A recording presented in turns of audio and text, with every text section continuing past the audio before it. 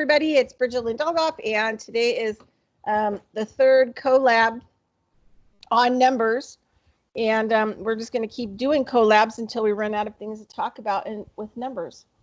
So at the end of the last one with Ryan and Lenny Thyme, you guys were going to talk about solids, right? Lenny, are you there? We can talk about anything. We don't have to continue. In fact, I was thinking that some of the numbers that were given in the media have some real interesting connotations. We know, for instance, that the number 42 is life, the universe, and everything, according to Douglas Adams. And I was thinking, when you hear the numbers 89, they have some connotations, but when it's Agent 86 and Agent 99, then everybody thinks about Get Smart, the old 19th television show. And so I'm amazed at the way they use numbers to trigger people for different things. And there's a lot of examples that are used in a very much non-measurement sense, but they have implications as to what the meaning of those numbers are. So that's one of the things I thought of. Oh, there's Ryan. There Hello. he is. He made it. Yeah, I'm here. Hey, you and Lenny were going to talk about, what was it? Solids, something? Let's get to that in a minute. I'm sorry, I forgot we were doing this. I'm going to be making some coffee in the background real quick. Okay, would you turn your volume up if possible? Oh, am I not loud enough? No, you're pretty quiet. Okay, so you're going to make coffee, so we'll let Lenny continue on his path because he's talking about media and how we woke Ryan up. So, so we'll let Lenny talk about media and numbers, triggers, and is this kind of like, Lenny? Is this kind of like what we've been talking about, typing about the mind control and the stuff that triggers people? Yeah, I will try to stop Lenny to comment short on 89 is of course one of the so-called Fibonacci numbers. So, and in many ways, I think there is a good team and a bad team, or a constructive team and a destructive team, and they use the same numbers and same wisdoms and this and that. So 89 naturally finds his position, or its position in the Fibonacci sequence, and for sure they will enjoy to toy or to make something meaningful in their system with it. So to try to find who is trying to use the number could be the next kind of little interesting section or some addition to discussing numbers. And numbers, of course, as we talked last time, and I missed out one time here, I'm sorry for it. It's interesting to find and to think a little bit bigger picture, or even you can dive into the small details of numbers or the bigger picture of it, and yeah. So that's for short, or a small comment. Back to you, Lenny. It seems to me that whenever I run into numbers that other people are using, there's some people, I'm a trained scientist, and I've always used numbers in quantitative sense. And to me, if I'm measuring numbers with a device, I'm looking for something like a pH. pH in chemistry is a measure of hydrogen ion concentration. pH is about 7.1, 7.2. And so in gardening, you look to try and get a neutral or slightly acidic pH. But I'm not sure that most people look at numbers the way I do as a scientist. I think that a lot of that the media uses is dependent on these numbers. And I thought it was funny last week when they were giving us numbers on the COVID virus that was coming back around, that it seemed like every different state was 3 new deaths. And 33, of course, is a master number, like 22 and 11. And it just seems like when they use those numbers, they're pushing something that they want to be overwhelming to the general population. Or they're coding or play. They have a schematics or system they align to, and they want to connect their force or their wish to it, and then those numbers will be carrier. I would agree about that. And 33, I think I mentioned the talk 2 times ago about that's the time of years. 33 years it takes for the sun to rise on an exact same angle, the exact same date. That's just one little tidbit of the number or properties of number 33. And as you mentioned, is in other ways you will count it as the 11, the factors of 11. That's normal also. So there's.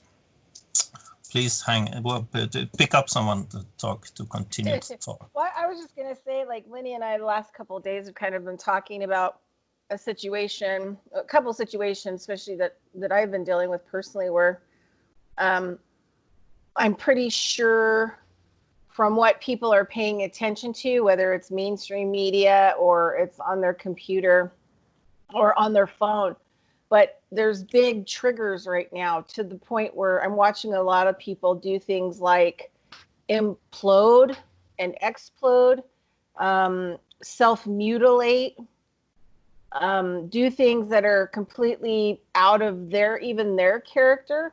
And it's interesting because it's almost like they don't even realize they're doing it, and they don't even almost know that they're behaving that way.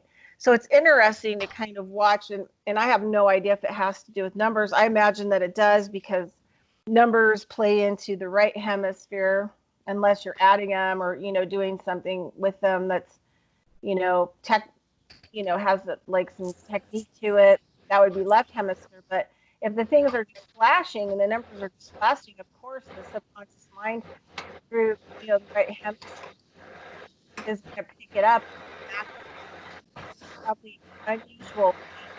I think it's interesting how they can do this to like a mass population without anybody recognizing it. And not that I'm completely awake, but I'm just blown away watching it in other people and just out and about. And it's kind of crazy. I mean, people are no longer themselves. I mean, not that themselves were good. Some of them, were kind of running a program before, but now it's like super programming. So, Lenny, do you have any other thing you want to add about that? And maybe we'll let Learnshare in too. But let's bring Learnshare in. Yes, let's do that. I'll leave the floor free, because the programming, of course, will target the subconscious, and the subconscious is like a supercomputer. He can calculate anything, but if you can have external forces program it for you, then you will have a very powerful influence on someone. As you say, they almost behave out of what you would expect. So Learnshare, please jump in here. Okay, can you guys hear me? Sure. All right. Yeah, this programming, it is obvious and evident to me when I've always been really different than most people, and well, I guess my dog agrees.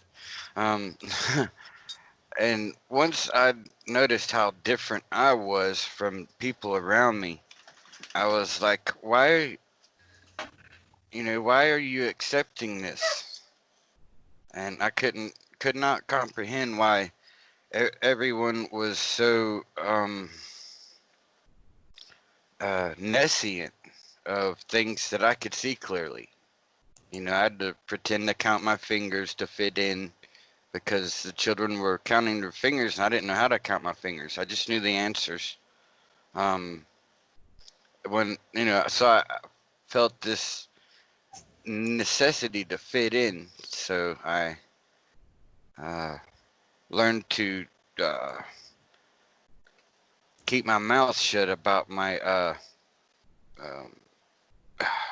observances whenever I moved back to the States, because I was lucky to be in educational opportunity where I was allowed to excel at my own pace. And believe it or not, correcting the teacher was encouraged.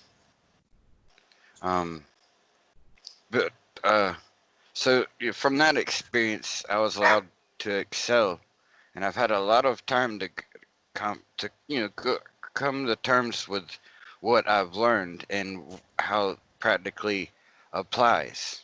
And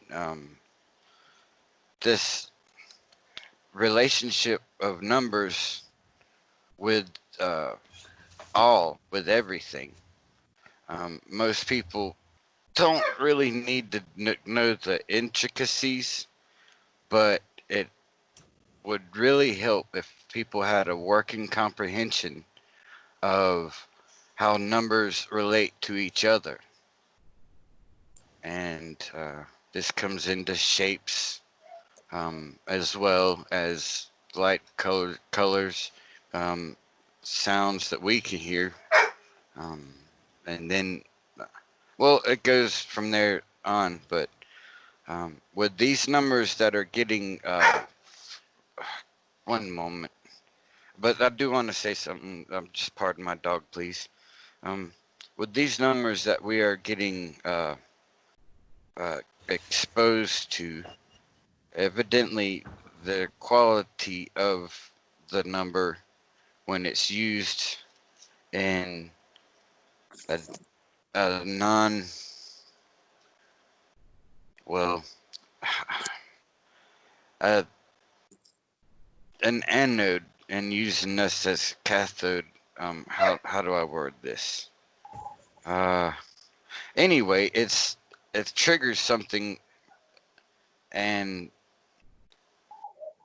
the only thing I can say as far as the numbers is the actual layering of frequencies that carries not just data but actual energy, and how to affect your energy if you are exposed in proximity for however long a period of time, etc.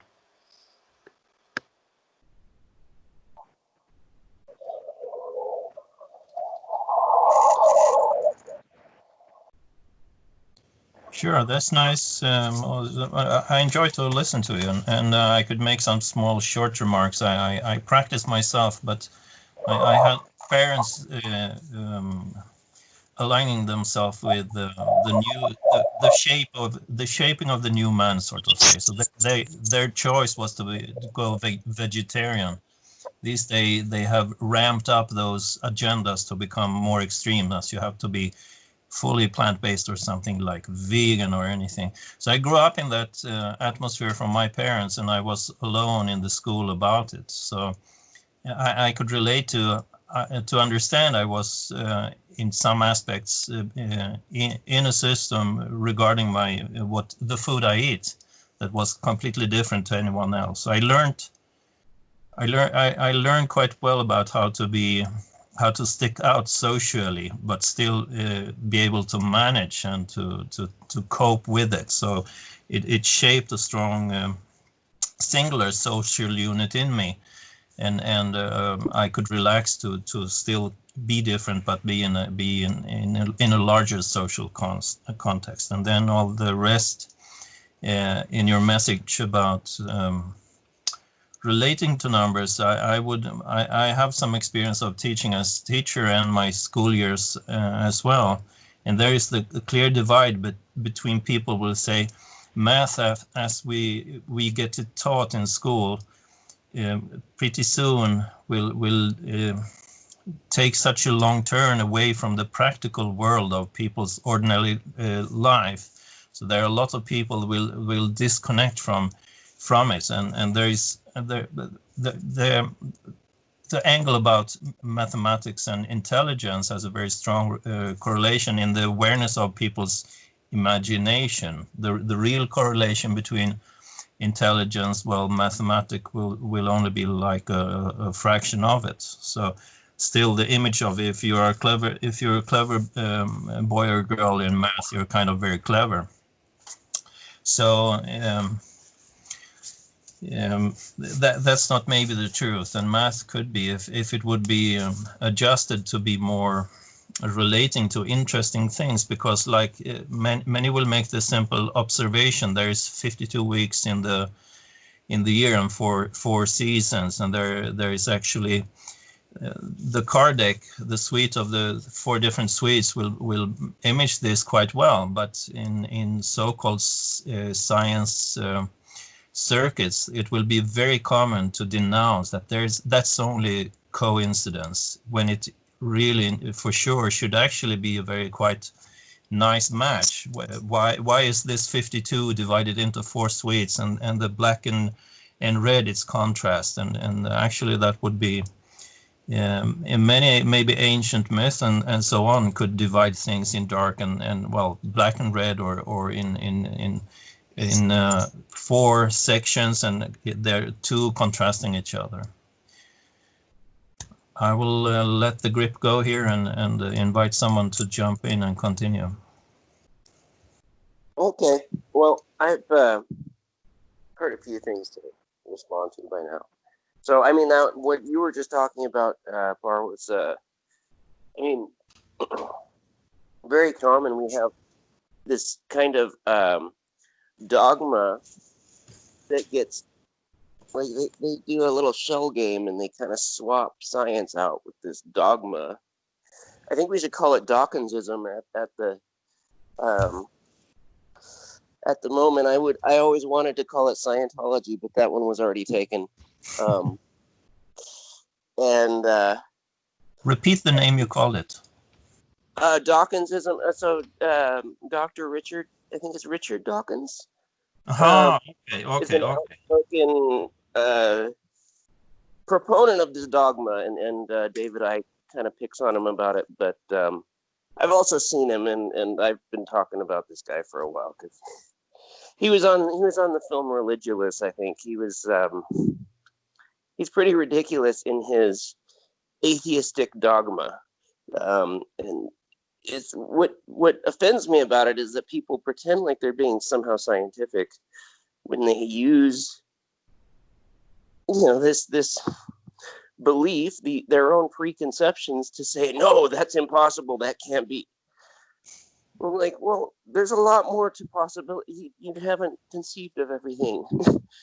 You haven't even, tightened up your scientific models to be perfectly accurate, much less preclude the existence of something like a god. You know what I mean? So that's just one small point, and so I'm agreeing with Par on that one. But also back to Learnshare, correcting the teacher. That's when I was teaching, and that was a big point for me. And not all of my students had the guts to do it, but I always encourage them to correct me, because if I'm making a mistake, then everybody's taking notes on something wrong that I'm going to have to correct later. Why not just have a modicum of humility and allow yourself to get corrected as it goes? It's more efficient and it's better teaching, I think. I remember when I was growing up, my mom,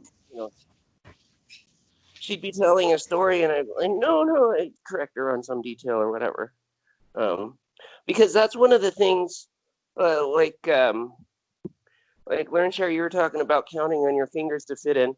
Well, one of the things I had to do to fit in when I was a kid was pretend not to remember, because I remembered everything, and the other kids were always forgetting.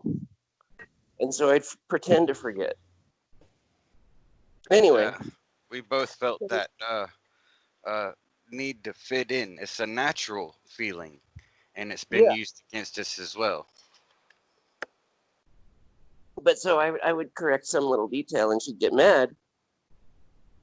But I'm correcting her story that she's telling her friend or whoever, you know. Why? Because she thinks that makes her look bad, but it's not. It's does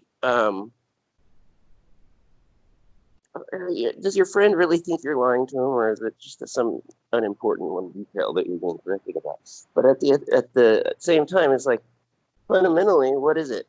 If you don't want to be corrected, it's because you're insulating your ego. You're worried about your image, and more so than communicating the truth. If you don't want to be corrected, that means you're not valuing the truth. Right? Anything that can't be questioned, that can't be corrected, is something that's there to deceive us, basically. And that's my whole dogma. Is like any kind of. Just short, if you say question, it contains the part of quest. So that's actually to not know is the best way. You go the quest and then you will learn actually. So to do make mistakes and you will learn. So that's how you get skilled, is to be you will be timid enough to accept to do something that could fail, because maybe you'll learn something. Something that this is my perspective is that, first of all, it takes an excellent student to be a good teacher, because they have to accept these being wrong and accept it for the opportunity that it truly is, to learn and grow with those that you're sharing information with, helping them comprehend. You are helping them learn for themselves, as opposed to a program that's put out by people with other intentions. But yeah, true school, I did, like, it was a blessing and an honor to take part in that experience. And where it comes to this, people that are a friend of mine shared this phrase with me yesterday. They're so programmed, they're smart. In other words, it's like, all right, you already know everything. Never mind. When trying to share information, if someone is so closed-minded, then to me, they're not truly educated. Because to me, a truly educated individual is someone that is grounded enough in their foundation, their individual foundation, to be open-minded to a different perspective or point of view. And I would like to share a relationship of numbers with each other. When we get to it. It does go ahead, Lenny. seem to me that learning and teaching are two sides of the same coin, and that if you are trying to teach something and you're not actively learning about it, then all you're doing is repeating dogma. Exactly. And that's what our education system is geared to do. So what Learnshare was talking about with people that are so programmed they're smart, I mean, that's really stuck out to me with the current situation. Some of my educated friends that were, in, accelerated programs and whatever with me back in the day, back in high school when I, met them or whenever, but who have gone along with this story, with this fucking news hoax, this farce that we've been dragged through by the media over the last few months. And they're just buying it up and not asking the critical questions of, does this make any fucking sense at all? And yet these are the intelligent people. This is the intelligentsia. You know what I mean?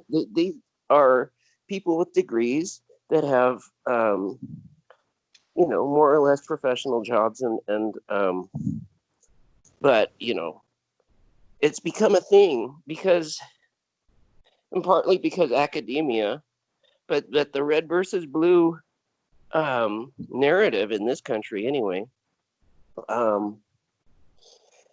has become so, you know, I think people are clinging to this COVID story because they think, you know, they're hanging on to feeling blue, like, oh, I'm a leftist, I'm progressive, I swear to God,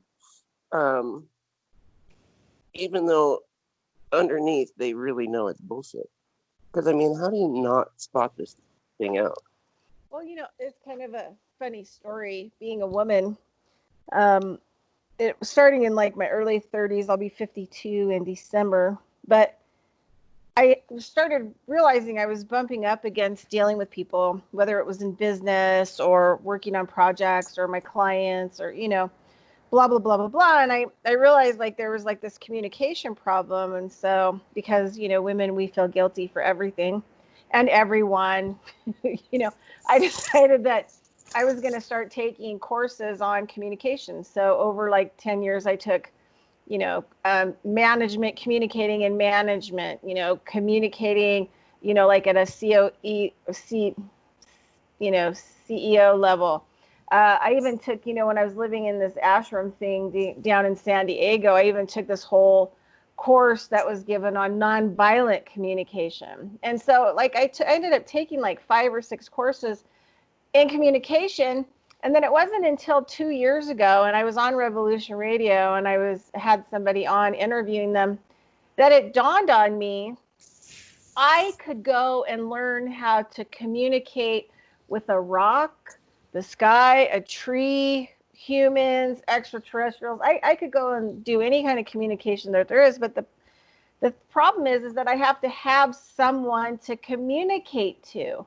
And it finally dawned on me, it's like no amount of me educating myself as a better communicator is going to help me to communicate with people because they're just not able to communicate back. And a lot of it has to do, like, you know, as a group, we get along really well. There's no hostility, there's no violence, there's kindness. And that's just not a social norm, you know, in society. And so it makes it tough to communicate with other people. And so the fact that, you know, you have to have, you know, someone else or something else to communicate with. And, you know, now that I've kind of reached this point in my life, I try to spend time with people who have those abilities to communicate so that I can, you know, make them better. But there's a lot of scenarios now that I have to stay away from certain types and certain people with certain types of personalities and behaviors because it's become kind of detrimental for me to actually interact with them, and in some cases dangerous. And I think, you know, whatever, you know, this number, you know, that they're using in the media, and I know that they use a lot of that. The Freemasons really love using, and Illuminati like to use the different types of numbers, and you'll see them across whole medias. You'll see like an article that'll say 33,000 people or 33,000 something, and then you'll see it like all over the media for like the next month that the big thing is 33,000. But, you know, getting to like what could, you know, numbers trigger? I mean, what does, you know, and, you know, the thing is, like, I think about 89 and my very limited, you know, numbers, you know, intelligence. And I think, you know, if I was looking at it symbolically, for me, like an 8 and a 9, 89, like, you know, Lenny was talking about earlier, I would see 8 as infinite, you know, infinity, and I would look at 9 as closure. So there's infinite closure. So what's that? I mean, so then you have to try to go in and figure out what that looks like. So anyway, I think that, you know, I'm lucky. I think I'm super lucky, and I just want to state this, that you know, like I can have talks with brilliant people. Like I consider all four of these guys here, you know, some of the most fun and brilliant people that I have, that I get to converse with, you know. So I'm just lucky that I can actually participate in it, even if I'm in over my head. But I'll leave it up to who. I mean, did you guys want to, Lenny and Ryan, because at the last collab we had, you wanted to talk, what was it about, something solids? Platonic solids, yeah, I think it's a good launching point, actually. Okay, and then we can go into, and we won't forget to grab what Learnshare wants to present, and I think that Par wants to also present some stuff. But anyway, off to you.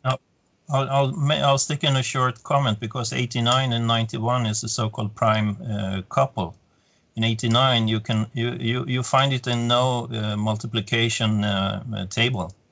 So maybe we could correct me if 23 can wind up with 89. It cannot. I think for sure 89 is a prime number. 91, no, maybe 89 actually is not, and it's 91 and 93. So 89 has a lot of nice. Remember, our symbols for something is a language. A symbol is a language in himself. So if you study actually maybe around the world different ways to depict or to assign the character of 89, you will find multiple of variations to see more in interpretations. So that's like you watching 89 from one aspect. That's nice and interesting. We send and receive, so that's the communication. There's a lot of programming with only sender and only receivers, and that situation can never accept communication, because there is a passive part and there's a master-slave relationship. Like many religions, some religions will actually put up the master-slave situation, and we're in the club, we're masters, and you're outside. We will program you, and here comes the program. So a trigger will be most likely connected to an agenda or dogmatic treatment of something. So now that's my little thing. Well, that's just that is what authority does. I mean, that's what religion is there for. I mean, otherwise we would have free spirituality. We wouldn't have any of these churches. We would just, you know, be on our own spiritual paths, developing together as a community. The reason we need a structured religion with a God that imposes a bunch of rules on us is because it's an authority structure. It's the same as, you know, the government. It's the same as school that we've been talking about, and it's all about order, right? I mean, it's hierarchical, and they're trying to put themselves on top and you on bottom as the, you know, the serf class, as the plebeians, right? We're the plebes, but cathodes. we're their zinky bars. Yeah. Use electrode references. We're getting polarized to the negative end. Well, cathode would be positive, but whatever. Anyway, that's a deep subject, negative and positive, across different fields of studied compartmentalization. That's an ugly word, but anyway, it means divide, separate, and they did a damn good job of it. Right. I'll tip my hat, you know, good job, but the witchery is weakening, and there are many that I've noticed that are waking up to the simple fact that something's wrong, and once they comprehend, you know, something's wrong, it will be for up to people to feel empathy and compassion enough to offer some help comprehending reality, but at the same time, each individual has to go with their gut and respect themselves enough to be able to accept this willingly responsibility and know our limits and respect our boundaries, but are not put there by anyone but our relationship between us and the Creator. However you want to word that. I don't know. It doesn't matter to me, your operating system. We have a gut feeling of right and wrong. And I've been biting my tongue for about 40 years. And I think the time is now to start helping people in what I'll call baby steps. In other words, and I'm no fool. The only ones that are interested, this is where this interest, this true meaning of word interest, how it works into people's ability to learn. Always, whatever I was interested in, I put more effort into. It's natural for us to heed our callings, find our gifts, and use them accordingly. This is nature. And this is spiritual. It doesn't matter what your OS is, or belief system is, or your foundation, as long as it's solid, it gets weighed, it gets measured. And as long as each individual can remember it's okay to be wrong. It's merely an opportunity to learn and grow. Also, to not be worried about what people think about us, because that's opinion, and everybody's got an opinion. Now, our character is who we are, and as we move forward in each of our callings, we will attempt, our best to help those that are interested, and then through merit-based evaluations, to each individual can come together and be part of something greater that's actually in tune with God's frequency or nature or anything. So, the key word I heard back in there a ways, but is you said responsibility.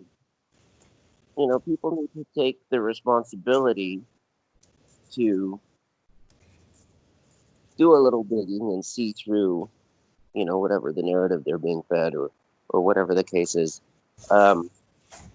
Because the truth is that it happens, the whole issue is control. And we're talking about, mind control from the media a lot. It's a relevant issue, but it happens simply because of people's complacency, because of their mental laziness. As you're saying, maybe they don't have the interest, but maybe they've been kind of groomed and conditioned not to take an interest in real matters. And they, their interest lies in, the minutia of some, anime series or something rather than anything real. Right? We do get a lot of just little silly diversions, silly, just meaningless alleyways down which to channel our interest and our attention in this society, rather than going after any of the big questions, or going after anything really practical for your life. But again, the issue is control. I'm really trying to work our way back to the Platonic Solids thing. So the control. And when we're talking about control, we're talking about, well, whatever, hierarchical systems. We're talking about the tyrant, the demiurge, Kronos, Satan, whatever you want to call it. And we're talking about the number 6.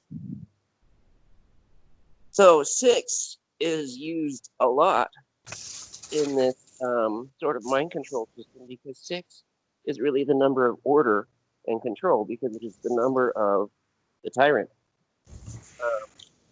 It's heavily competition between number 5 and 6. So number 5 would be the 4 corners of the earth and rise above it like a pyramid. So you will sit on the top. That would be another competing, very favorite control number structure system. And any number can have the positive and negative meaning. I'll stop there and let you go on. Right. I'm not trying to demonize 6 exactly. It is well, follow through on your thought, because I can speak to the positive usage of the number 6 later, because there's the dark and the light side. They will use the same number. So continue. Yes. Continue, Ryan. And paint your picture the way you want, because follow this, right? It's quite okay. That's a part of a picture. I think it's important that we realize that we don't have to fully agree with each other on everything, that Absolutely. our own interpretation of these numbers form the patterns of our belief systems. And so 6 being part of the 3, 6, 9 triad is a fairly important number when you get to looking at how the numbers work in a Tesla sort of sense. But I'm interested in where you're going also, Ryan. Yeah, please. I've, you know, in my journeys, in my some of my dreaming experiences and just, you know, out there experiences, seeing, I have seen dramatically the connection between this being, this kind of overlord, self-imposed overlord being that we're dealing with, and the number 6 and the 6-pointed star, the you know, so-called Star of David. Sure. But 6, I'm getting back to the Platonic Solids. So 6 is actually the cube. Yes. And the cube, okay, it could be Metatron's cube. To me, it's Pandora's box. And it's been a while since I talked about Pandora's box, but we have this whole mythos from the Greeks of Pandora's box. Oh, it's this box. And Pandora was so stupid to open it because she let out everything bad, all the evil in the world. You know, there was no pain, no frustration, nothing bad ever happened until she opened this box. And oh man, it's all been ruined. Right? I mean, it's a lot, you know, it's Garden of Eden-y. It's got this kind of dramatic fall of man type of implication to it, but it's not quite right. Because Pandora's box, at least the way that I've seen it, is actually your prison cell in the tyrant system. It is the box that you get locked into for experiencing this world. So when we kind of tune into the signal in order to assemble this world, it kind of comes with preconceived limitations and all of that stuff that traps you in your place to where you can't achieve what you want to do, or you can't go the direction you're trying to go, is Pandora's box. Those are the walls that bind you in. And those are the limitations that you're here to transcend. But that's the box, and that's order. Because when we think about order, what do? We make pigeonholes. We grid things off. We make everything into boxes. Right? I mean, that's even like an expression of, you know, what box are you looking in now? Right? Kind of thing. So there's the cube right there. And it, of course, it has to do with earth, the earthy element, but it has to do with order, structure, and control. Kind of on the esoteric level, we can talk about some of the mathematics behind these solids, but I wanted to bring it up through that since we were talking about the media mind control. And the number 6 to me is so crucial to this whole spell that people are under. And yeah, I'll go ahead and let somebody else comment for a while. I try to be short, but 6 is actually that's one-dimensional or two-dimensional way to say cube. So in the world of spheres or 3 dimensions, number 6 could say cube then. And it's the black cube, I would say, is the dark force or the control. So, and that's actually their favorite symbolism is a black cube. And so that's my short. So back in the day when I first met Ryan, I was dragging him to native ceremonies. And one of my teachers, a Paiute elder who started kind of transitioning traditional medicine teachings to more cosmic through some meetings and instruction that he was receiving from beings that were coming up from water, mostly grandmothers of lakes and things like that. But Ryan was so funny because the symbol was a star pattern. It was, I think, the 6 star pattern. And it was funny to watch Ryan's reaction to the star pattern. But we would go out. One time we went out and we actually went to a lake that had a lot of really intense energy. And he actually helped me put together a ceremony to clear the vibration of the water that was there. And yeah, so we kind of like worked on kind of a different 6, right? Different kind of 6 pattern. Well, we activated it from the center, which made it a 7th point. Yeah, that's true. We did activate it from the 7th, from the 7 area. But yeah, it had I'm a lot more comfortable with the number 7. Yeah.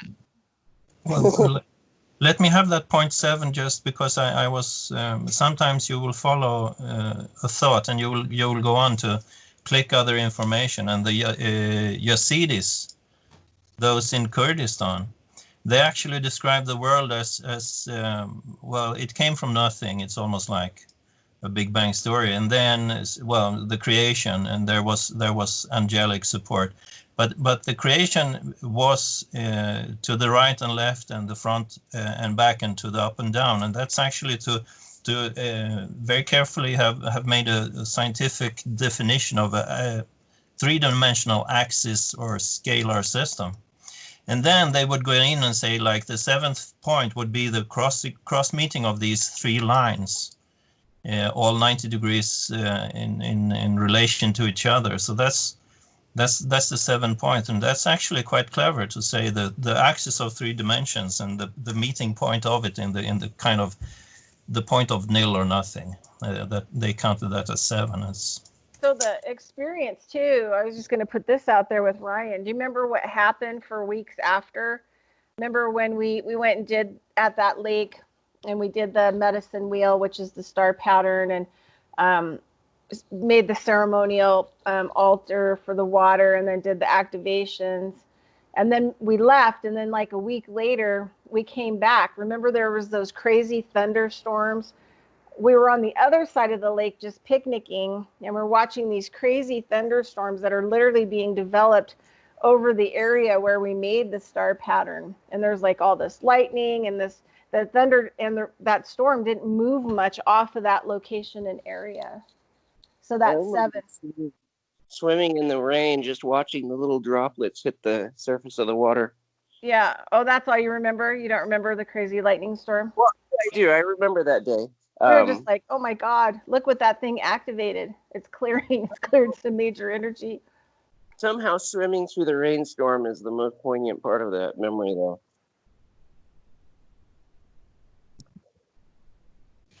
So Go ahead. No, Lenny, it's time for you. Well, it's funny because the chemistry of the world is based on carbon, which is the sixth element. And a lot of the structures, one of the major structures that forms in chemistry is called a benzene ring, which is a structure of 6 carbons in resonance with each other. And when you get to looking at how the chemistry works, it seems to me that chemistry is a construct for explaining things, and that number of 6 is really one of the basis sets on how things work. You get 6 being the cube, you get tetrahedral being 4, you get the octahedral being 8. And in chemistry, those are the primary shapes that active site function really works at. And the active site function in biology is the location where the reaction takes place. But I think that a lot of what we have done in our academia is built up some pretty good models that I'll call strawmen, that we can take and believe because we can see the construct, but those models also end up being limiting and keeping us in the same box that black cube, Star Trek so cleverly called it the Borg. It's just one of those things that everything has meaning, and a lot of things imply equal and opposite. And so I find that I'm okay with the number 6, I'm okay with the number 8, I'm okay with the number 4, because I'm okay with numbers in general. And when you go into the Fibonacci sequence, you realize that 4 and 6 don't even exist in that sequence. It goes from 5 to 8, and then 8 is a collection, a number that allows convenient reset of the size of scale. And so numbers and scaling have a lot to do with each other. And I think that where we've been talking about numbers creating order, order and chaos are also opposite sides of the same coin. And so just as numbers can create order, numbers can also create chaos, and it's a matter of interpretation as how you approach them. Hey, what's the number for silica? If carbon is 6, what's silica? 17 or what? No, I think it's 14, but I don't know off the top of my head. I can just check it real quick. Yeah, that's okay. I just wanted to know. I mean, I was thinking about what you were saying, Lenny, and because a lot of the Steiner work that I've worked on, especially is agricultural work, and how this world was created and how things. But he always talks about how carbon creates the form of everything in this world. And then, but you've got to have all the other components. You've got to have silica that actually, is the structural part. So you can have a form, but you've got to have the structure to hold the form and all the other things that go along with it. Silica is number 14. And in terms of electron structure, the outer structure of silicon and the outer structure of carbon are identical to each other. It's just that silicon has another orbital shell, but the SiO2, the silica molecule, and CH4, the methane of carbon, and water, H2O, all have isoelectric structure. They all form the same sort of tetrahedrals when they're bonded to each other. Carbon has 4 bonds, the silica has 4 bonds, the water has 4 bonds, but a lot of the bonds are created by the electrons. And at this point, to me, electron theory is what the basis of chemistry is. So if you follow the bouncing electron, you should be able to understand chemistry better. When we were talking about cathodes. Cathodes are the site where reduction takes place in a battery, and that's a loss, that's a giving away of electrons. Giver. So the electrons are sort of the currency of the chemical systems, and chemistry works a lot like people. So this whole point about carbon, going back, because if you look into this, there's a whole set theory about the Platonic solids, their relation to, well, the 5 elements. So you have to take the 4 Platonic elements and add in the Akasha principle, or the spirit element. Or you take the 5th element to be space. That's another way of thinking about the same thing. And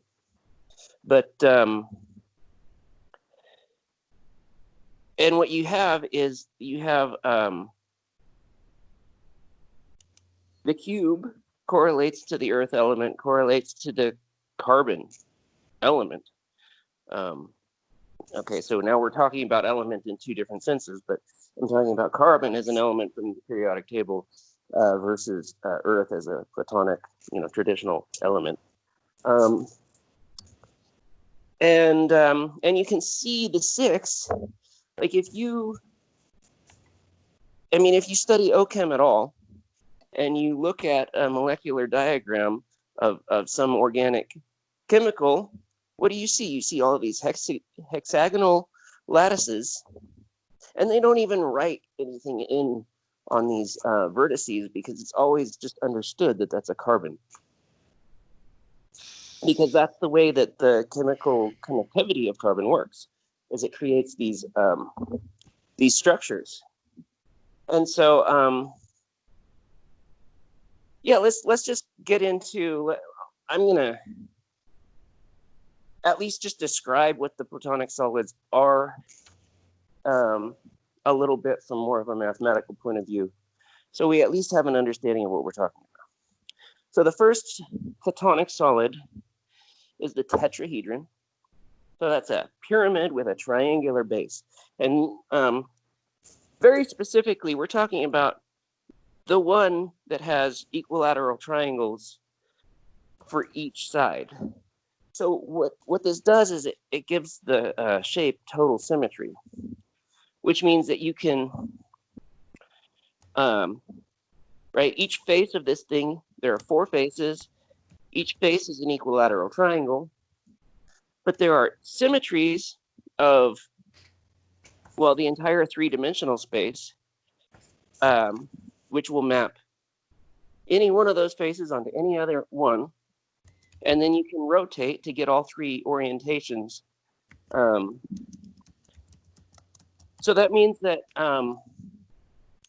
it has a total structural symmetry, and this is what the defining characteristic of these solids are. That's why I'm going into that. So what we have is an object, any of whose faces can be mapped onto any of the other faces with any rotational orientation. Of course, in order to be a symmetry of the entire solid, obviously the interior has to map to the interior. But and so we have these symmetry groups of the solids.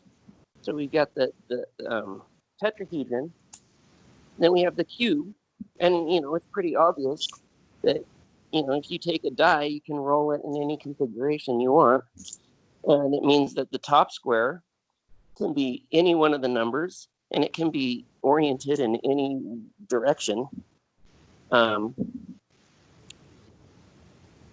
it still fills that same shape of being a cube, and that means that it has the correct symmetry. When we move up to the next solid is the octahedron. Now this we want to think it's a diamond, so it's got 4 I mean, it's got 8 triangular faces, but it's kind of like, think of taking a pyramid, like the Egyptian pyramids with a square base, and then stick another one upside down onto the bottom of it. In fact, this is a thought that I've had for a long time. Those square-based pyramids that we have all over the world, those aren't pyramids. Those are octahedra. We're only seeing the top part of it. That's all. And so this thing, again, I mean, like they kind of all meet at 90 degrees. It's actually, so what this is the dual to the cube. You can get this shape by sticking a point in the midpoint of every face of the cube and then connecting up the dots. So every time there's an adjacent pair of faces, then you put a line segment in between. That'll spell out all the edges of the octahedron, and then you just fill in the triangles for the faces, and you get the same. So, and this is called Poincare Duality. Poincare was a brilliant mathematician and philosopher from the early 20th century, very into the 19th and early 20th century. And so he came up with this duality theorem, and it applies in a special way to the Platonic solids. So the next two, there are 2 more Platonic solids, and they're also dual to each other. There's the Dodecahedron, and this is, it's got 12 faces, and they're all regular pentagons. And so, actually, imagining this, if you take a soccer ball, you'll notice that actually what you have on there is a pattern of pentagons and hexagons. What they've done is they've taken a dodecahedron and then they've kind of filled in all the edges with rows of hexagons. But that basic shape, if you extend out all of the pentagons until they touch each other, gives you this 12-sided kind of ball shape. And that's what a dodecahedron is. Again, if you take the midpoint of every face, then every time you have adjacent faces, so there's an edge that they share, you draw an edge between those 2 midpoints that you just drew. Then you get a skeleton for a new shape. And then every time you have, a vertex in common in the dodecahedron, then you're going to, between, 3 different faces, then you'll draw in the triangle as a face on that new. And what you get is called an icosahedron. That has 20 sides, and it is, they're all equilateral triangles. It's kind of a cool little diamond shape type thing, and it's the dual to the dodecahedron. So, we just described this process of the reason that this duality is important is because actually their symmetry groups end up being the same. If you think about it, you take the symmetries of, one solid, well, it has to include the rotational symmetries around each face. And that gives you an axis that goes right through that point that we made in the center of the face, an axis of symmetry. So the two, I should mention that the tetrahedron is self-dual. So if you do this process to a tetrahedron, you get another tetrahedron. So all of these shapes have their own, they have this pattern. I mean, they have total self-symmetry, and they have this kind of duality between different ones of them that capture something about the symmetries of these shapes. And the last one, so I just told you about the 5 Platonic solids. Those are the traditional Platonic solids. The last one that I include in this group is the sphere. Because if you take, okay, so these are the only 5 polyhedra, to use the correct term, polyhedra in three-dimensional space that have this symmetry that I'm talking about, have this total self-symmetry. And so, and you can prove that. I mean, it's pretty easy to see that you couldn't get a case of this with, you know, some polyhedron that had, you know, a face with more than 5 edges or something. There are different ways of seeing that, you know, that's all you get, except that then there's the sphere. The sphere has absolute total self-symmetry, but it's kind of like a limit of a polyhedron where you let the number of faces go to infinity, right? And so I include the sphere in with the 5 Platonic solids, which makes a 6. Again, there's a 6. I'm not totally avoiding that number, but so this collection of shapes has a lot to do with just how 3 dimensions work. I mean, yeah, there are higher things in group theory where those symmetry groups really come into play, but they're really interesting to meditate on, and they all have, I mean, you know, the Platonic solids have a long history, a long esoteric tradition. So they're good to meditate on. They all have connections with the elements and different energies that we're talking about. So I'm going to stop talking and let somebody else take over, but that's kind of a brief synopsis of what the Platonic solids are.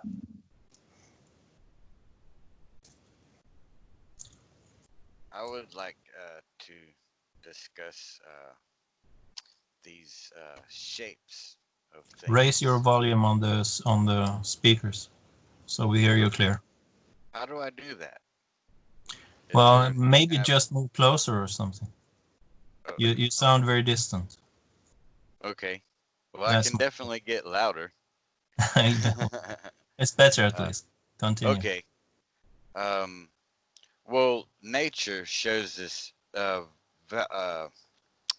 qualities of shapes of things. Architecture, ancient architecture. When Da Vinci walked out of these older designed buildings, that he was like dumbfounded.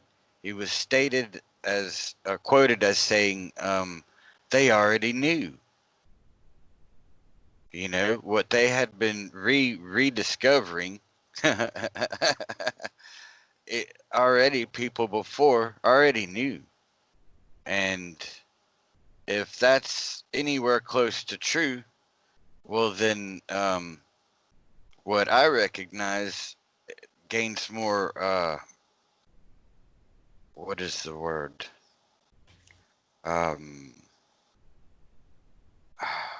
merit maybe, because of the actual practical application of using this geometry shape of things and the design of buildings, whether you have like in nature we see bees have a comprehension of the hexagonal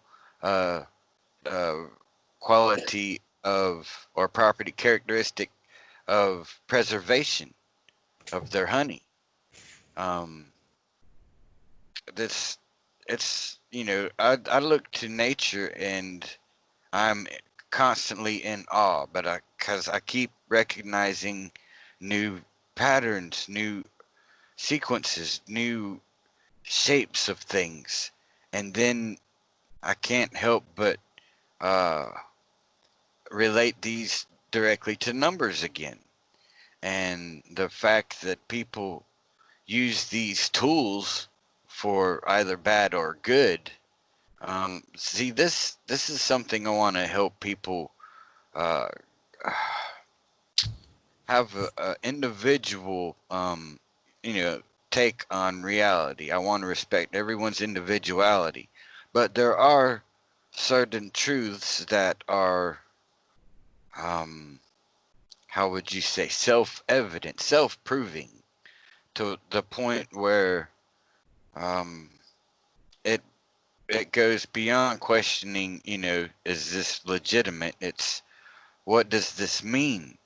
And I personally meditate and pray and ask for guidance of true volition, of my own free will, for what I call God, for the sake of comprehension, universally, to help me learn what it is I am meant to learn to fulfill my calling. I have this calling to help, and it's not, I'm no fool. I'm only going to reach a few people that are interested in the information I'm willing to share now.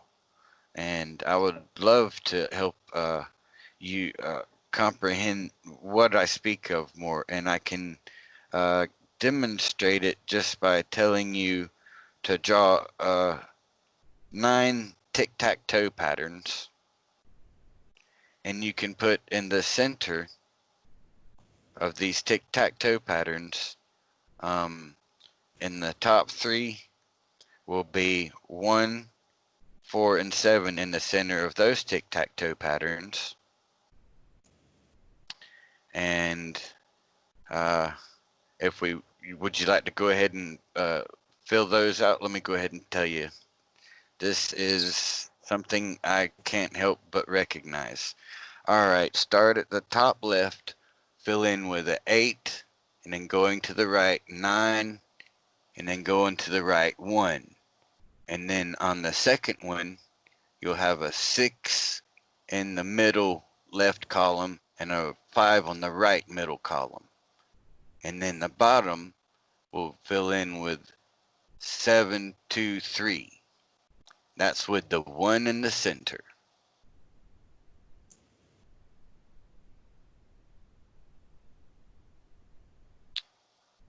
Okay.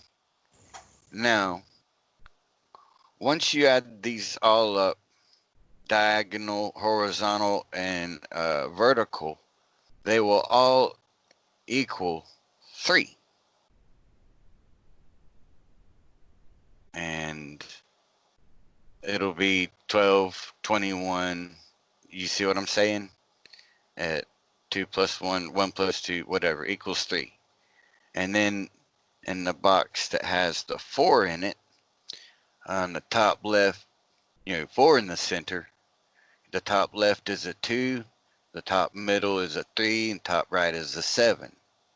And then on the middle row, on the left is 9, and on the right of the 4 is an 8. And on the bottom row, 1, 5, 6. All these equal 3, vertically, horizontally, and diagonally.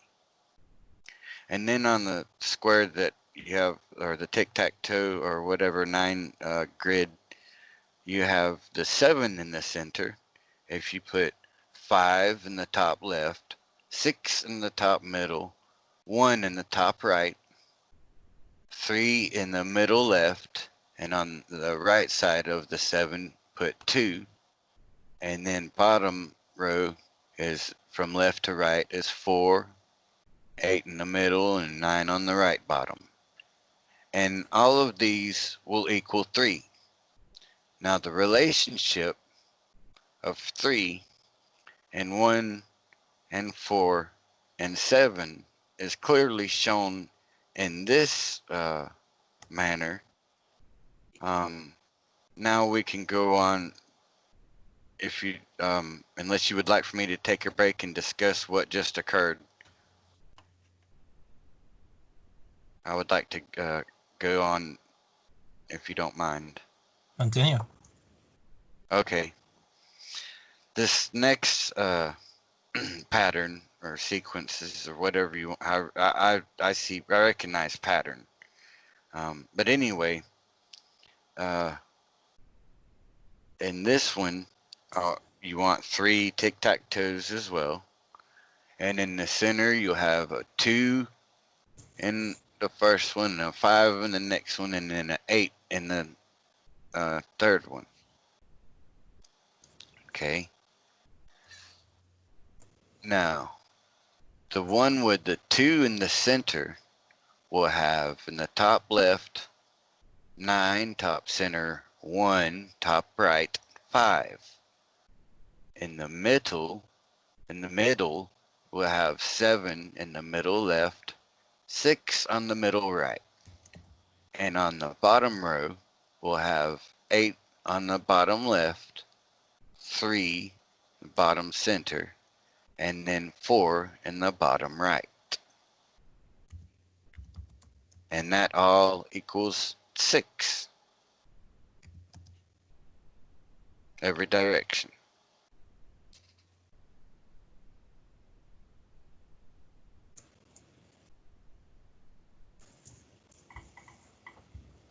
And let's see, various magic squares. Okay, you'll share that with me in a moment. Okay, now moving on to the third set of 3 tic-tac-toes, we will have in the middle of the first one a 3. In the middle of the second will be 6. In the middle of the third will be 9. And let's see. On the 3, on the top left will be 1, top middle will be 2, top right will be 6. And then the middle row, left will be 8, and on the other side of the 3 will be 7. And then on the bottom row, we will have 9 in the left bottom, 4 in the bottom middle, 5 in the bottom right. And those all equal 9. Whether it's 18, 27, whatever. Then we move on to the one with the 6 in it, in the middle. All right, top left will be a 4, top middle will be a 5, top right will be a 9. On the middle row will be a 2 on the left of the 6 and a 1 on the right of the 6.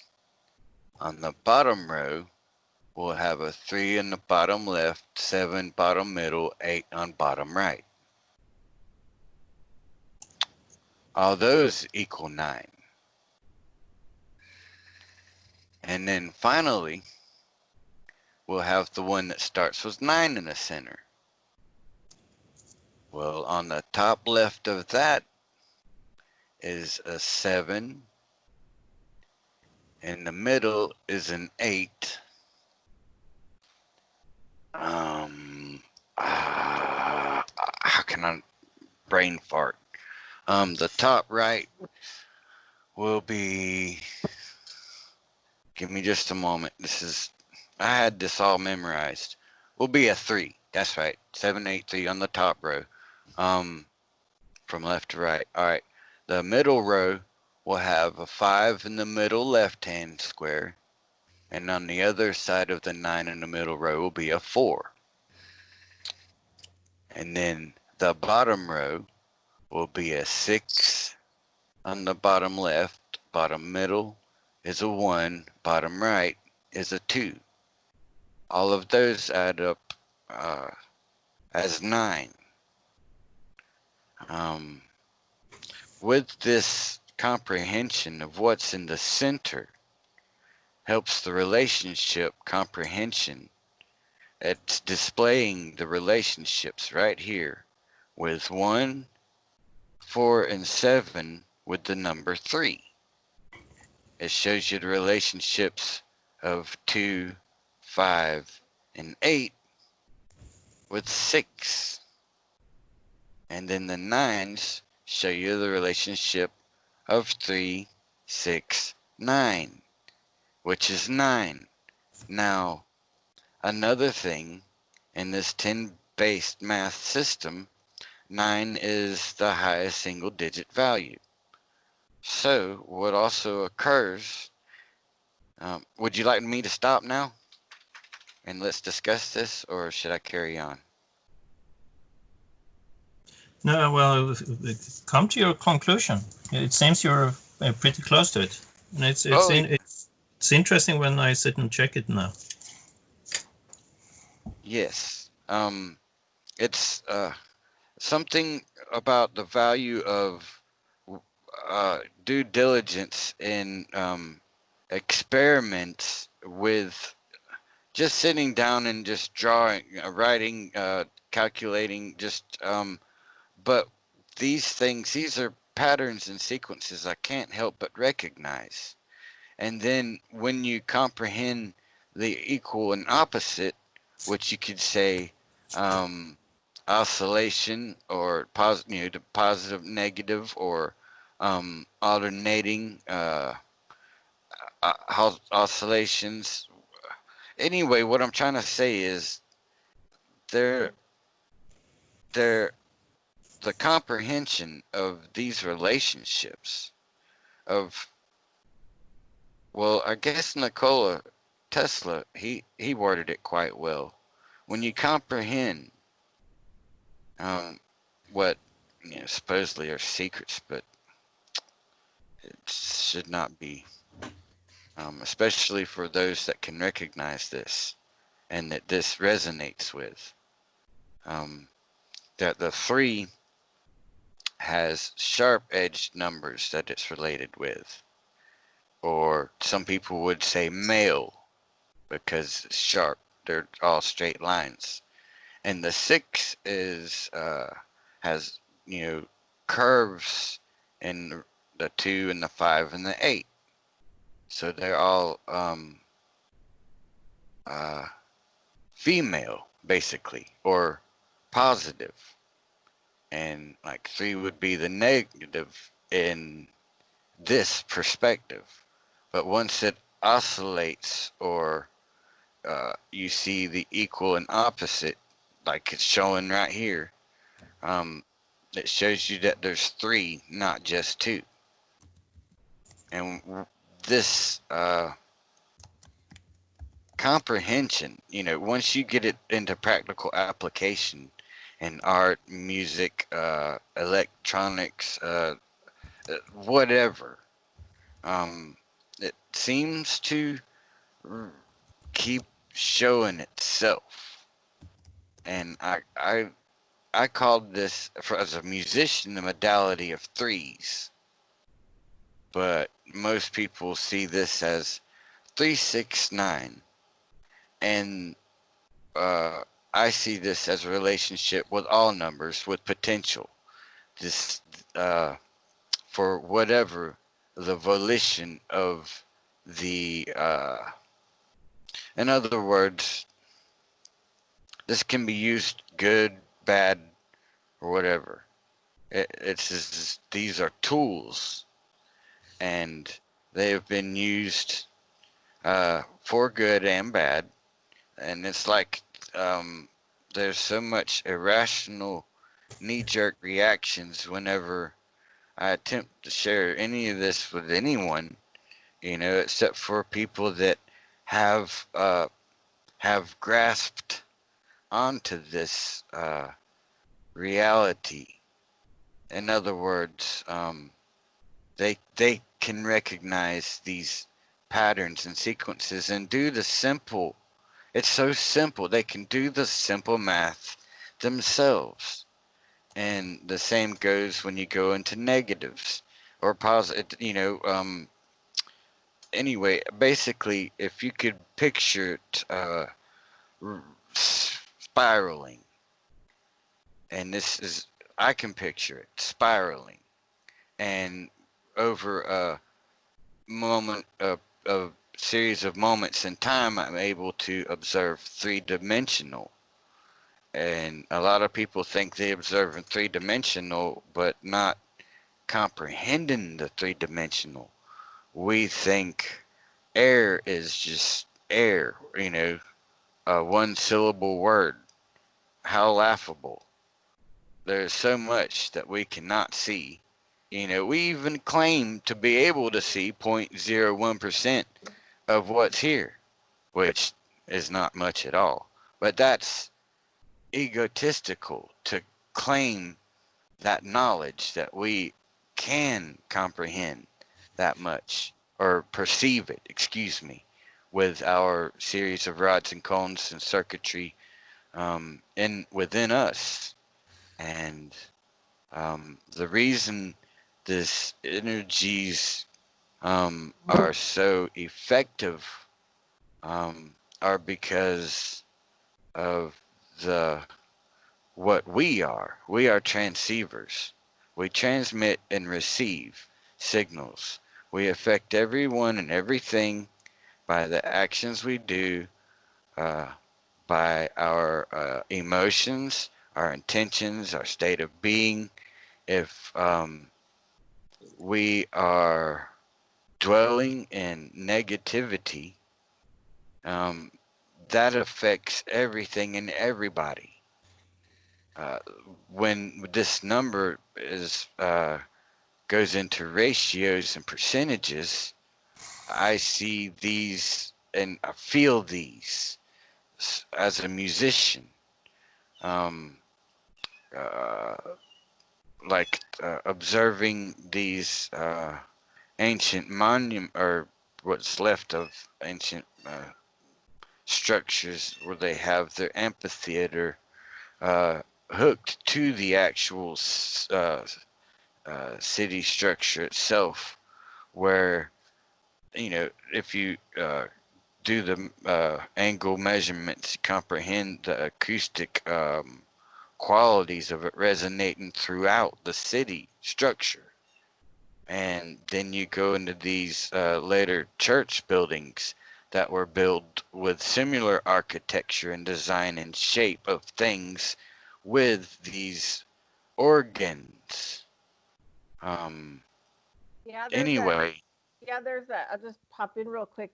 When I was living down in San Diego for a while, they had like the world's largest organ amphitheater at the Balboa Park, and they'd have somebody come on Sunday to play it, and it resonated far and wide. It was pretty interesting, for sure. You could feel it. Yeah. It's designed. It's conducive to this, and any a cappella artist will resonate with their surroundings. They will hit pitches to tune themselves to the geometry around them. And if they're a group a cappella, they will resonate off of the surroundings and each other. This is the values of shapes of things and numbers and colors, and anyway, the compartmentalization has prevented us from having at least one little layer of wrap of comprehension. But anyway, I better hush now and let someone else speak or question what I've shared. That's a complete story. Why hush? You were really in flow.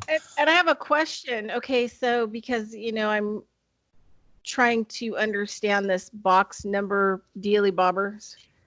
So in the idea of male numbers having a sharp edge lines, female numbers having more kind of rounded lines.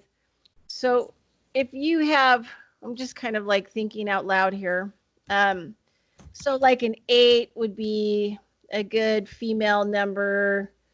6, is kind of more lends more towards the female. But then you've got, I guess 3 would be feminine too, because it's more rounded. And then you get to like 4, 1, 2. Well, 2, I guess, could be rounded. I guess there are quite a few female numbers then, more so than male and single digit. And then it's kind of interesting when you kind of get over to the other range where you have double numbers. So you have like a 1 and a 2. So you got a male and a female, 11, 11, 2 males, a 1 and a 0, kind of a female and a male. Ah, the value of 0. This in our 10-based system, 0 and 1 are basically share the same value, but in a way that is really strange.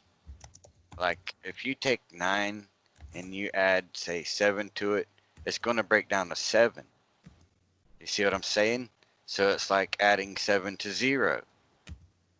It'll break down to 7 because 16, that's 1 plus 6 equals 7.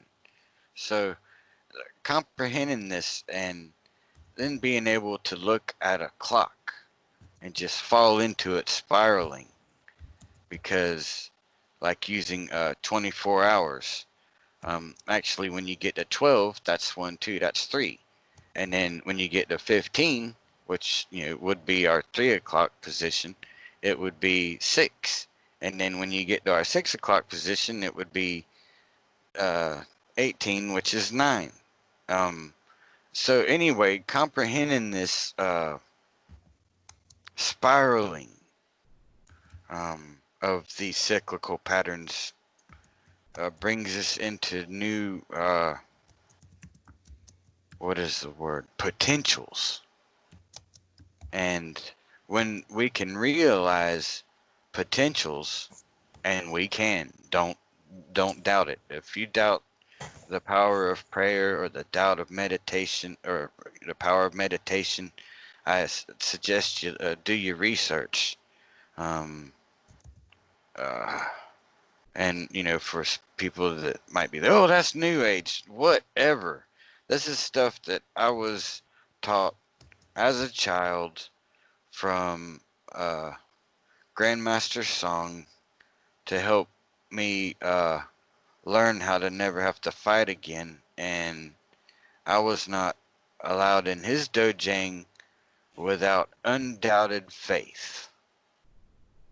If you didn't have undoubted faith, you were not allowed in his dojang.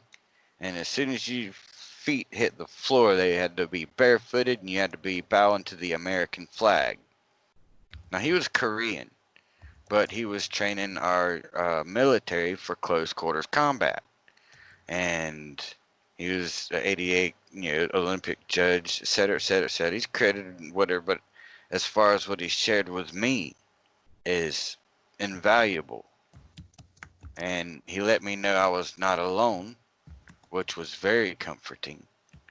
And then what he shared with me was very encouraging and inspiring.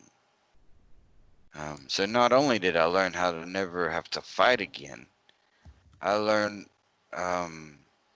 more about self-confidence, self-respect, self-discipline, and self-control, which allowed me to learn how to breathe right, meditate right, or I say right,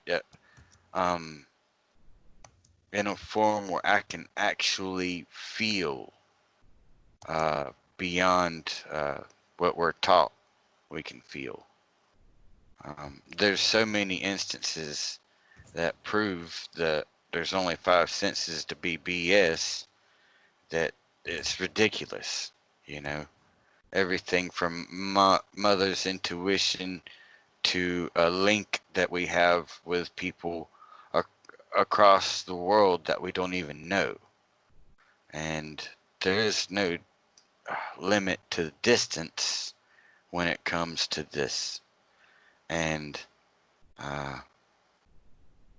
but yeah, Maharishi effect, all of the documentation of quote unquote miraculous recoveries, etc., attributed to nothing the doctors did. They could not comprehend how this healing occurred. And I mean, etc. It goes on and on. And when people are so closed-minded, you know, they're not truly educated, they're not grounded in their OS and their foundation, they don't have undoubted faith to work from, then there's going to be this irrational fear that's going to be prevalent, that's going to stagnate and prevent any progress to help save. And will save, recover, rediscover, however you want to word these things. It seems that it's up to us to help. I mean, we all seem to have this commonality that, you know, we need to do something. And if it's just, you know, with baby steps of helping people comprehend relationships with each number and with each other number and the true values of shapes of things. And then, yeah, I better hush now because I've been talking way too long.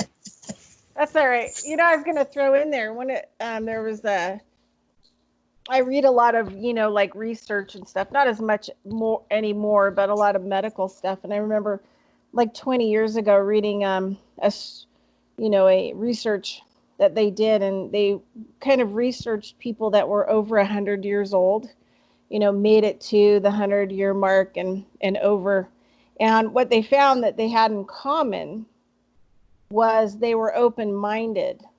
They had a hunger for knowledge and information, you know, were very open-minded and assimilated a lot of different information. And the second thing was that they handled loss better than most people. So they didn't get stuck, right? So they didn't get stuck, and they were open-minded. And that was basically what the study said, you know, when they were trying to find commonalities of why people live to 100 and over 100 years old. Excellent. Yes, and this is energy. You can even call it voltage. It's measurable. I like to call it charge. But anyway, generation or even regeneration has to do with the amount of charge. But anyway, in our surroundings, the food we eat, the frequencies we are subjected to, and, you know, proximity for certain periods of time. But I would like to I explained the relationship of 3 and 1, 4, and 7, and 6, and 2, 5, and 8. But I have yet to share my perspective on 3, 6, and 9. If you don't mind, I would like to get into that now. 3, 6, and 9. You'll notice that they all have curves.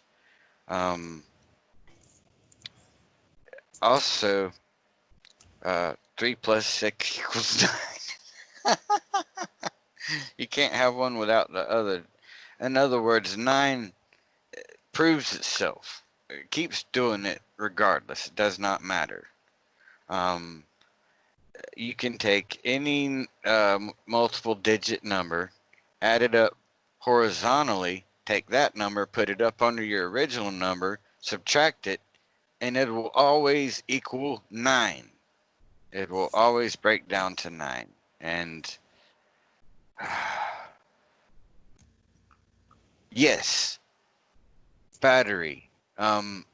Like when a battery loses charge, it flips its polarity.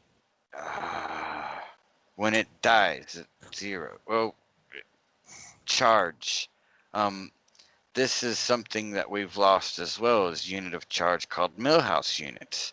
I've been looking, but it seems like the only measurement of charge available to me that I can find is coulombs, and it could be, you know, picocoulombs I'm looking for as far as charge of soil for the charge of the food that we eat or that our food eats.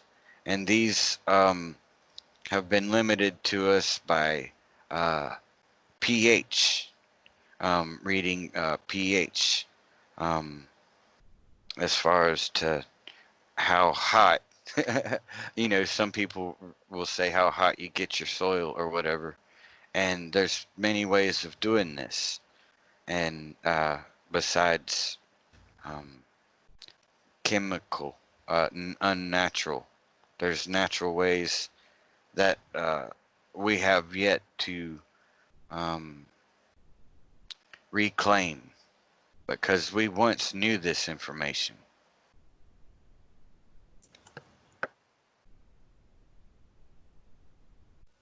Okay, well, I'm not going to get started on compost because I'm the compost master.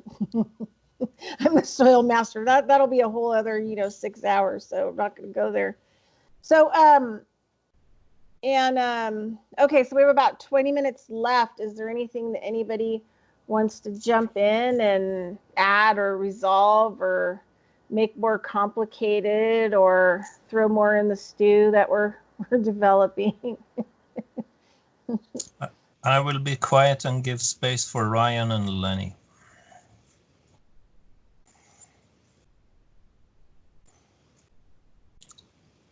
You have the floor, fellas.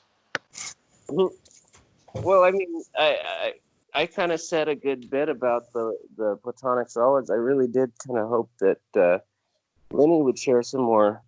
Yeah, great. His perspective. I know that whole line of conversation got a little bit derailed, but if you want to jump back, Lenny. I'll give him a hand, and actually carbon is 6 protons, 6 neutrons, and 6 electrons. So some will jokingly call the 666 moniker it's about carbon and life. And there are many of the things we bring up today that it's really easy to just continue to talk. I could design some small talk on the 0 and on the 1 as symbols and as words when we spell them, because they have very interesting relationships. So I'll save that for another talk maybe. Well, I have a question in whether 0 is actually a number or not. To me, a 0 in a lot of places is just a placekeeper, and that it doesn't really fit as a number, so to speak. It's sort of like something that seems to have been added to the number system artificially after the fact. But does anybody know how the history of numbers actually came to be, how we ended up in a base 10 system? Well, as math teacher, they would convey mathematical history many times in many courses, classes. So it's said 0 is a late invention, but the 10 base system has the 0 as a very central function. Without it, the 10 base system would fail automatically. Like Roman numbers, Roman numerals will lack it, but in the language you will say nil, and if you will think about nil is ni, that's the reverse of in, so in and reverse in, so nil as nothing or 0 or whatever. Well, as it said, I think many others will jump in here and say like 0 is talked about being a late invention, but it's kind of a very strong, powerful tool to be able to talk about nothing. It's so powerful. It's one of the key elements of subconscious programming. That was not very good of you. And actually you hide a negative message in the shape of a positive image. which is absolutely ludicrous and very powerful way to manipulate people. Ryan? Yeah, well, I'm agreeing with you. I think, I mean, of course, yeah, my understanding, my my indoctrination was to believe that 0 was a later add-on to our basic number senses, and that's fairly intuitive. But I don't know that story is correct. But I do think that 0 is a brilliant invention. Absolutely. And yeah, we and it's an abstraction. It's an idea that we use to represent something quantitative. So I think in that sense, it's absolutely a number, just as real as 1 through 7, and more real than some of the higher numbers, as we've talked about on previous chats. How about the number -1? Is that real? Well, that's an abstraction. So yeah, when we start getting into negative numbers, that's another abstraction. So it's less real than 0, I would say. And then I would imagine that imaginary numbers are even less real than negative numbers. Well, it's a compounded abstraction. You're right. They turn out to be extremely useful. In electricity, Numbers like are extremely useful, but there's a reason that they started out by calling them imaginary. Now, of course, all numbers are imaginary. They're all just abstractions in our minds. But some are nearer, like the numbers 1 through 7, as we've talked about, are very kind of near to our perceptual experience. Whereas, other types of numbers like I may be pretty far from our perception. It requires a few layers of abstraction to even get to talking about I, right?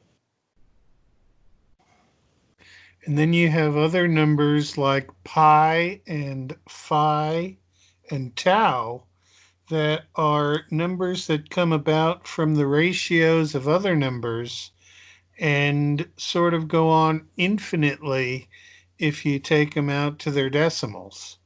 Yeah, So, irrational numbers are also kind of very abstract. To me, rational numbers are fairly intuitive.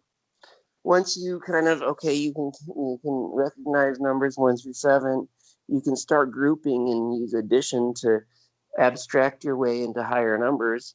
And then you can start taking ratios of them because, not everything quantitative is integral, right? When you start measuring distances, then you want to start having like half units and different subdivisions. And it's a pretty intuitive leap to go to examining ratios of numbers. But then when you actually take limits of those ratios and you get to irrational numbers, you've gone through a whole other step of abstraction.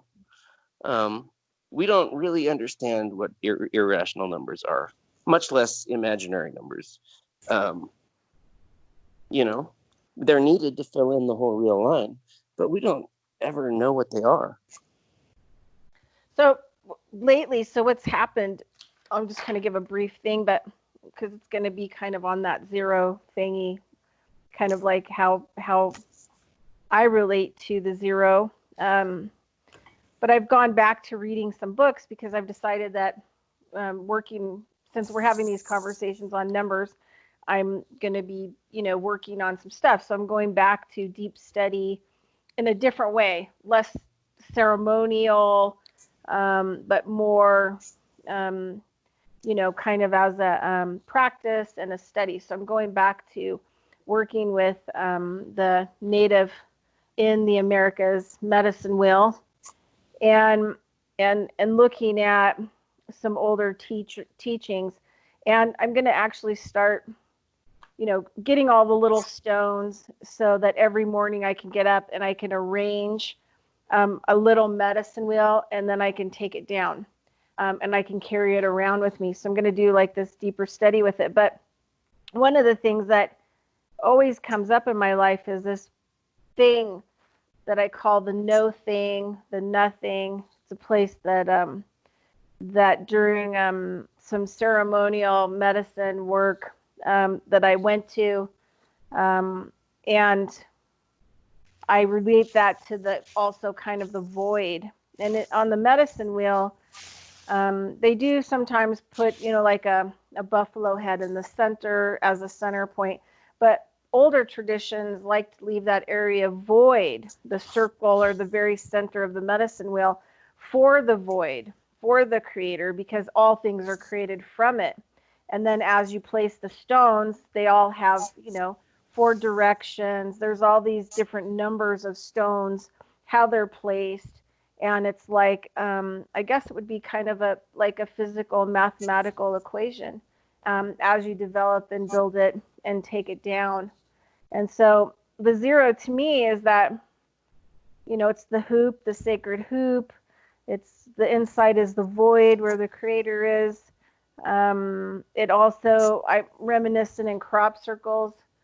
When I see ones that I think are real, I see the usage of it, of a more ancient people from the stars that use the 0, the circle, from which all is created. So that's kind of like how I look at the 0, is that it's the place of creator, much older than any math that we've invented, and that everything in this world is created out of it and from it. Well, every creation is also a discovery. I mean, there's nothing like, I mean, that takes us a little bit afield, but I mean, so here's what I see going on with this whole reality experience experiment thingy.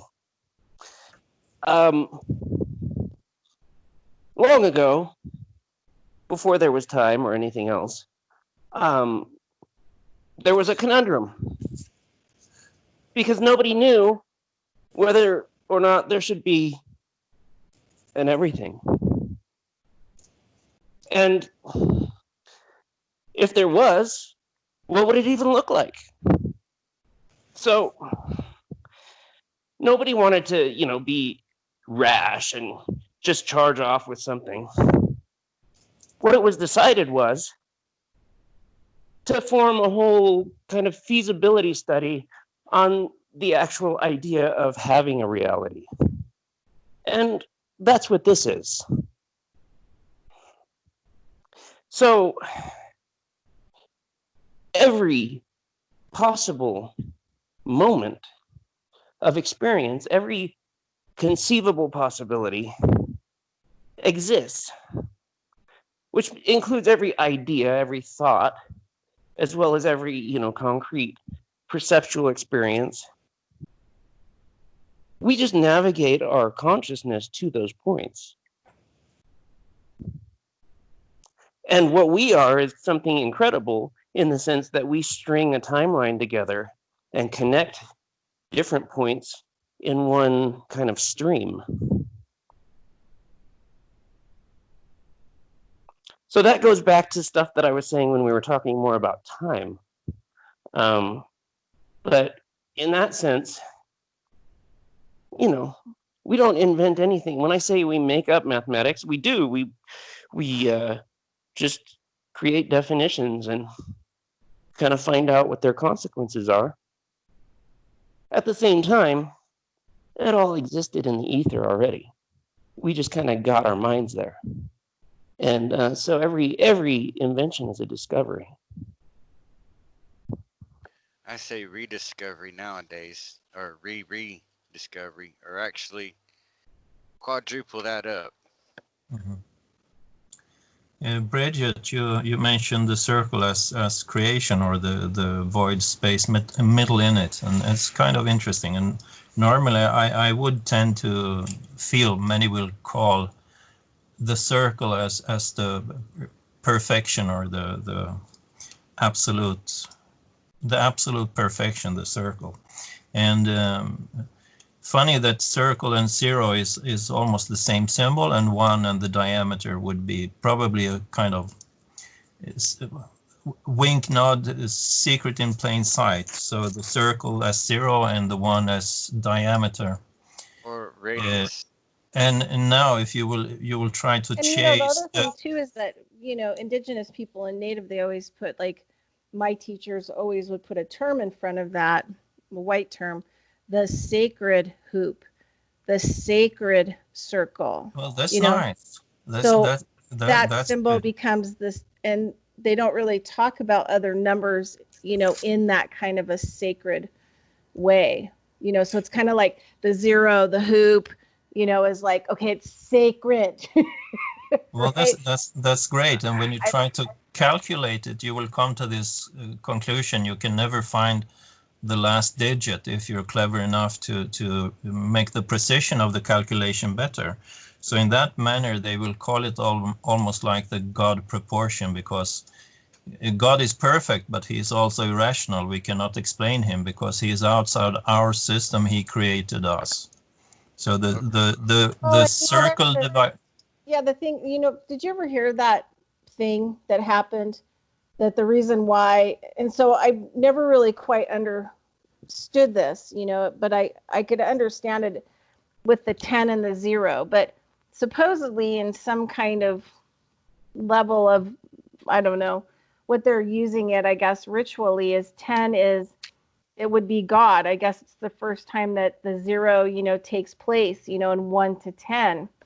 And so they created, right, but they created, when they created the emergency number in the United States, they made it, 911 to bypass God and your relationship with God. So they went from the end of the sequence from 1 to 9 to 9 to the 11, and they bypassed God, so that it was kind of like a trigger and ritualistic work, so that they could, numerology, like, control people.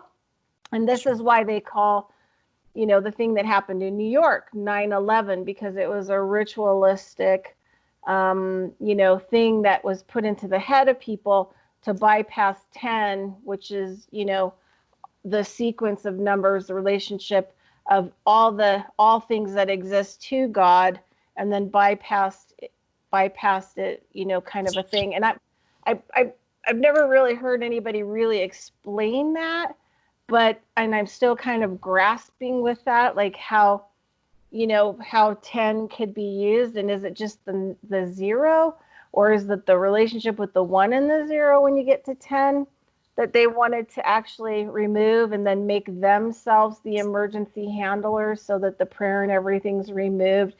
You have an emergency, and so you call 911 instead of you kind of, sitting down or kind of contemplating in connection with your God, whatever that is, and then getting a sense of it, and then figuring out what to do next. I don't know if that makes any sense to anybody, but it's something that I kind of like still kind of, weeble wobble around with. I think 10 being God, in a certain sense, makes absolute sense. It's the same way as they talk about the "in God we trust" on the money, because the money is God. It's what people put their faith in, right? Which is the only thing propping up the money at all. It's to make God a trust law. You create a trust from law. So the trust is actually a trust law as well. Go on. Right. Well, yeah, it's all Jewish word magic. It really is. But the 10 is the decimal system, and that's what we were talking about that on a previous chat. People put their faith in that, and they get very uncomfortable when you start introducing different bases to them to work with arithmetically. Is like hexadecimally. I mean, it's not that complicated. It works the same way, but people don't. They kind of freeze up because they've put all their faith in 10. So numerologically, I would say 10 is God. And 10 is equivalent to the sun, and all these symbols have layers of layers of layers of possibilities. So I could actually spend like maybe half an hour to work on the numbers 0, 1, and 10, or and other stuff. It's very interesting. 9/11 is with the Roman numericals IX and XI, so it's IXI, and that's the claim is it's a secret code for Jesus or the Jesuits. They will use IXI as a symbol, and in our numerals it would be 9/11. Actually, if you have an old telephone, maybe before 2010 or something, if you will push the lockup code, and if you happen to have the 911 as numbers, you're supposed to see asterisk hide your secret code numbers. But the second, if you have 911 as code, as you type 91 and you get to the 1, this number will flash up on your old telephone. So they will show like, well, of course, the telephone industry is aligned with the overall structure of a so-called maybe homogeneous agenda or thoughts structure system. So 911, if you have, of course, you have 4 digits in your lockup code for a SIM card or something, but you can check if you have a very old telephone. Most likely you will see just 911 flash up, and you can see the secret in the screen. I would like to share my perception of 0, if you don't mind, or my perspective, what I observe. It is the beginning and the end, the beginning and the end, and the beginning and the end, the beginning and the end. What is the relationship I see with 0 and 1 is when you add anything to 0, you're actually multiplying it by 1. The relationship I see with 9 and 0 is that when you add anything to 9, you're actually adding it to 0 when you break it down to the base numeral. It keeps showing itself over and over, and it doesn't matter how far you go, but being open-minded to different units. In other words, for some reason, a third, it doesn't stop, right? 33.3 instead of 1/3. 1/3 is, in this case, more applicable, as in what we have, 2/3 would be 6.66666. I mean, you know what I mean. There's different applications that are better for different units, and that's the open-mindedness. But I definitely see in our 10-based math system, once we get to 9, we get to 1 and 0. And then the second time, or the third time we get to 9, we get 2, 0. And that's how I always visioned it in my mind. I started counting 0 through 9, and then 10 through 19, and then 20 through 29. And it was so much easier for me to calculate this way in my mind. But I'm weird, and I comprehend that I'm different. But to me, it was so simple to learn to calculate like this, because observing nature and observing a calculator itself, when you turn it on, it starts at 0. So there's your starting point, beginning and end of each cycle. Beginning and end of each cycle. This is my perspective. 0 is also known as the origin, right? In any kind of mathematical schema, or Cartesian coordinates. 0, the 0 point, the 0 vector, is also known as the origin, which is, again, what you're saying. But it's also intuitively, the origin of numbers. I think starting with 0 actually makes more sense than starting with 1, even though it may have been a later development. Oh yeah, well the thing about the decimal expansions for thirds going on forever is just because 3 and 10 are relatively prime, right? Okay, so let's hear from Lenny, because we really haven't heard from Lenny, and I suspect that he's been taking notes, lots of notes. And let's see if Lenny has anything to close with. We'll let him be the closer. Well, thank you. I find that I am fascinated by the way the conversation has gone, so that we've now got 6 hours in on talking about numbers, and there's still so much more to talk about. We have hardly even scratched the surface.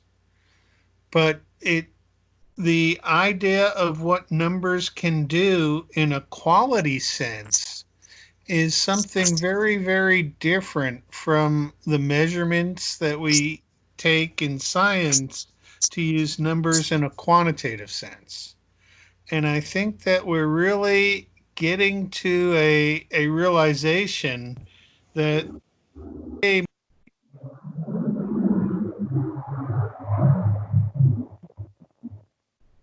Hey, Lenny, you've been replaced with some deep water noises. I was just gonna say duck. Oh, there you go. Yeah. I know. Okay, he's back. Microphone turned on. hello. Hello, you're back. Go on. Okay. The conversation has gotten deep, and there's a lot more to numbers than anybody gives credence to. I'll be looking forward to another conversation with you, everybody here. Yeah, I'm super excited. It's been super fun. I think that, we're a good group of people, and numbers is just kind of an interesting subject.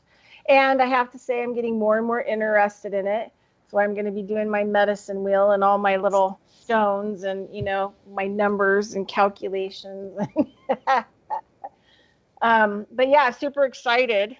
Does anybody have any last words? And then we'll close it up.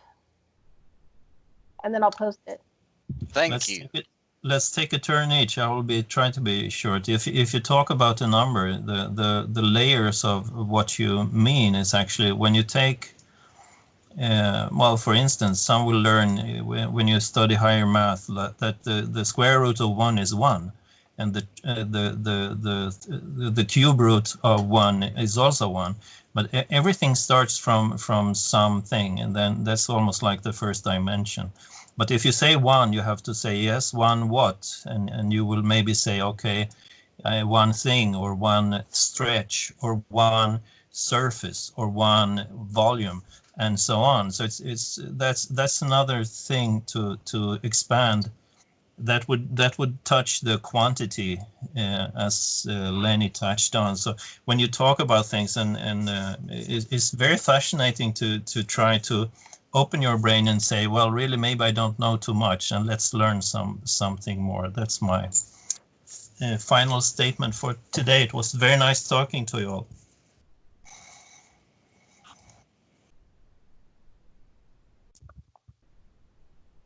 Next, I guess I'll take it. If you guys can hear me. I accept all challenges to whatever I present, because anything I claim knowledge of, I consider myself answerable for. And if there is something wrong in anything I present, please correct me. I will not take it personally unless you know and you don't correct me, and then I'll be like, oh, okay, thanks a lot. I want the opportunity to learn and grow from my mistakes. So thank you so much.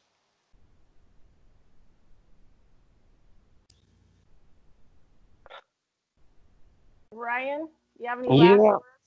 I guess it's down to me. I don't know. So yeah, one of the things some of my students hated me for was I had a habit of asking on the first day of class, what is a number? And, you know, they would just look at me like deer in the headlights, you know. Well, but it's something to think about. And, you know, I've offered some ideas about what numbers are. I mean, and Parr was just talking about one. I think one is brilliant.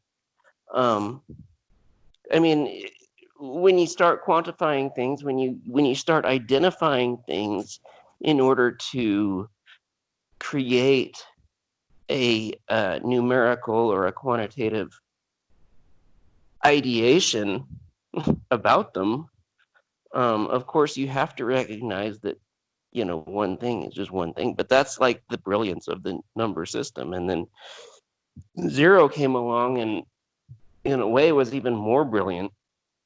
But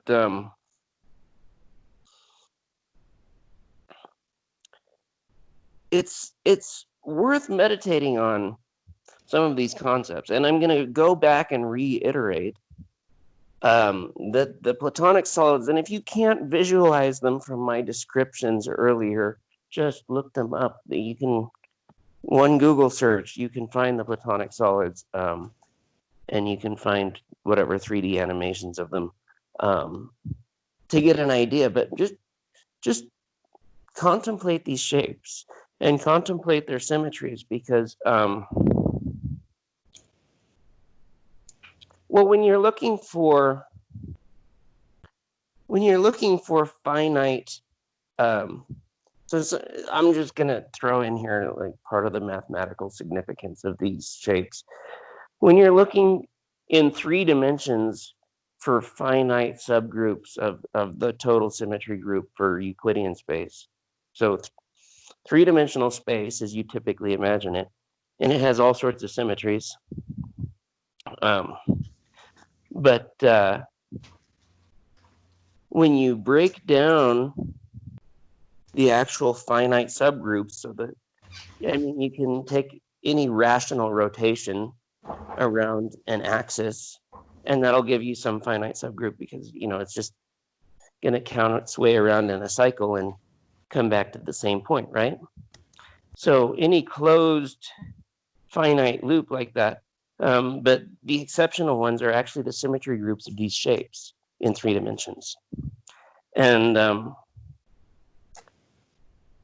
it will expand your understanding of maybe not only numbers, but dimensionality and reality itself, to contemplate these shapes. And I hope we get back to talking about them, because I was hoping for a little bit more of a discussion. But anyway. Yeah, well, I'm going to contemplate the soccer ball thing that you're talking about, because then I saw, you know, in my mind somebody kicking it and wondering, like, you know, if it has those types of geometrical patterns on it, what is it activating? You know what I mean? Like, you're kicking, you're using a force, but against, you know, something that has, like, you know, a bunch of 50 octagons on a ball. You know, there has to be that. So I'll think about that with the Platonic solids.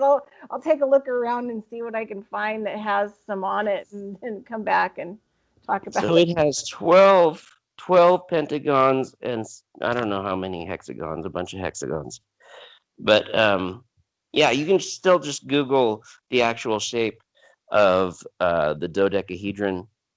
And I actually have a candle holder in the shape of a dodecahedron, which I've used. I kind of I traced out the edges with copper and made a little Faraday cage around it, and have used it for meditations and whatever.